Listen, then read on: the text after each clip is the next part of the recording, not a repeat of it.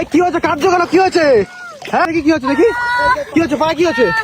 এই যে টিয়া পাখির নাকামিটা একটু কম করে বুঝলে, একটু কোনো কিছু হলেই তো সঙ্গে সঙ্গে কি হচ্ছে? পা কি হচ্ছে? হ্যাঁ পা কি হচ্ছে? লেগেছে? বন্ধুরা, টিয়া পাখির বড় যে এত নাটক জানে, এই নাটকের জন্য এদের একদম পুরো অস্কার লেভেলে পুরস্কার দেওয়া উচিত, ঠিক আছে? আর পুরস্কারটা একদম পুরো রানু মণ্ডলের হাত দিয়ে তুলে দেওয়া দরকার, কারণ রানু মণ্ডল হচ্ছে একজন বিশ্ববিখ্যাত সিঙ্গার। আর ভিডিওটা কিন্তু এখানেই শেষ না, দেখতে থাকো সেই লেভেলের ভিডিও। আজকে যে এদের এত নাটক পুরো বের করে ছেড়ে দেবো।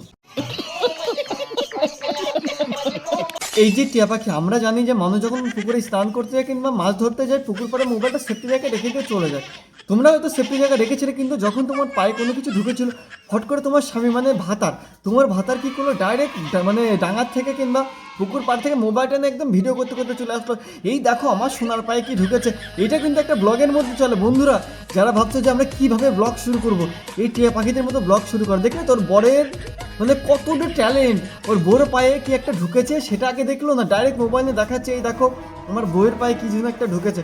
একটা ভিডিওর কন্টেন্ট হলো নাকি? হ্যাঁ, কন্টেন্ট শিখতে হলে এদের কাছ থেকে শিখতে হবে। ঠিক বলেছিস। একটা কথা কিছুতেই বুঝতে পারছি না, আমাদের টিয়া পাখি দিনে এত খায়, এই শরীরে জোরটা যায় কোথায়? খুব চিন্তায় ফেলে দিলে, এই শরীরের জোরটা কোথায় যায়? হ্যাঁ, মনে পড়ছে, হয়তো আমাদের টিয়া পাখি তো ছিস কাঁদুনি, তাই না? ও মানে ওর শরীরে যত জোর হয় না, জোরটা ওর কান্নার মধ্যে একদম পুরো প্রেশার দিয়ে দেয়, তার জন্য শরীরে কোনো জোর নেই। भाई मजा आया।